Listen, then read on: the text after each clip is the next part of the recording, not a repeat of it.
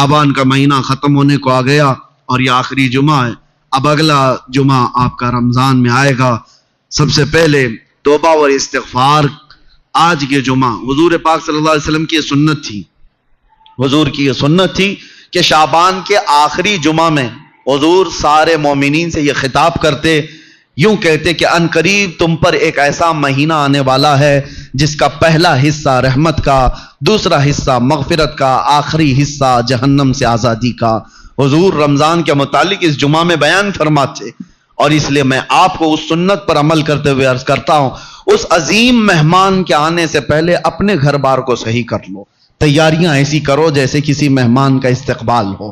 رمضان کی تیاریوں میں گھروں کی صفائی صرف کچرے سے نہیں، غلاظتوں سے، گناہوں سے، عیاشیوں سے، آوارگیوں سے، ان تمام سے. بچوں کو ٹائم ٹیبل بنا دو کہ بیٹا رمضان المبارکہ ہے، تمہارے یہ گیم کھیلنے کا وقت نہیں ہے، تمہارے یہ ٹی وی پر بیٹھنے کا وقت نہیں ہے، یہ سیریل اور فلموں کا وقت نہیں ہے. یہ سب چیزیں بند کرو.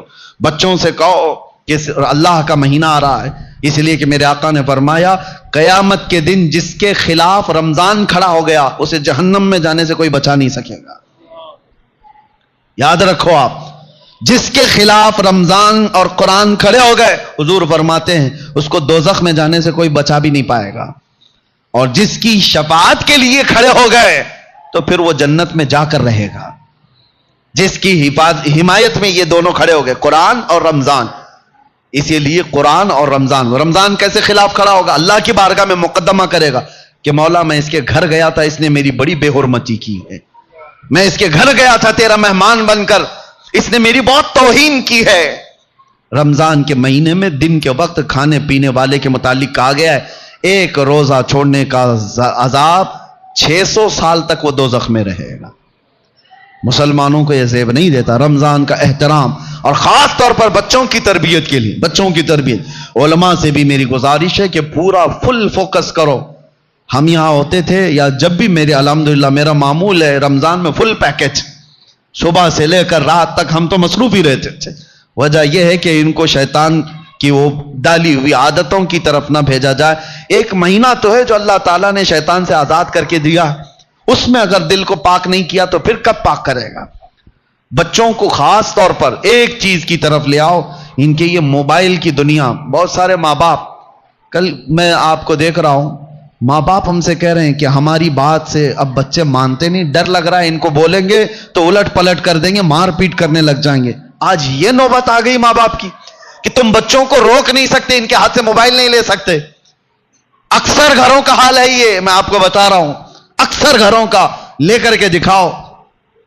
یہ تو ایسا نشہ ہے جیسے چرسی اور گنجیڑی کو چرس اور گانجے سے روکا جائے تو وہ مار پیٹ پہ آ جاتا ہے، اس سے بڑا نشہ ہو گیا ہے. رمضان بہترین مہینہ ہے ان کی تربیت کے لیے. سب لوگ یہ عہد کرو، ان سے کہو ٹھیک ہے موبائل تمہارے ہاتھ میں رہے لیکن اللہ سے ڈرتے ہوئے کبھی بھی گندی تصویریں تو دور کی بات ہے، تمہیں گیم کھیلنے کی بھی اجازت نہیں ہے. اپنے آپ کو انٹرٹینمنٹ کے لیے، وقت ٹائم پاس کرنے کے لیے نہیں ہے. اور اعتکاف میں جانے والے جو موبائلوں کے ساتھ اعتکاف کرتے ہیں وہ کیا بھلا اعتکاف کر رہے ہیں، ساری دنیا لے کر کے بیٹھتے ہیں. اللہ تبارک و تعالیٰ ان فواحشات سے ہماری حفاظت فرمائے. آپ سب رمضان کی تیاریوں میں اپنے بچوں کی تربیت پر خاص توجہ دیں. ہمیں ڈر لگتا ہے کہ کل کو یہ بچوں کے ساتھ جو ہونے والا ہے، جو وقت آنے والا ہے، بہت ڈر لگتا ہے. اس لیے میں بار بار تاکید کر رہا ہوں کہ اللہ ان کے ایمان کی حفاظت عطا کرے، ان بچوں کا ایمان سلامت رہے، ورنہ دنیا ان کے ایمان کی ڈاکو ہے. اللہ تعالی ہم سب کے بھی ایمان و عقیدے کی حفاظت فرمائے. السلام علیکم ورحمۃ اللہ وبرکاتہ.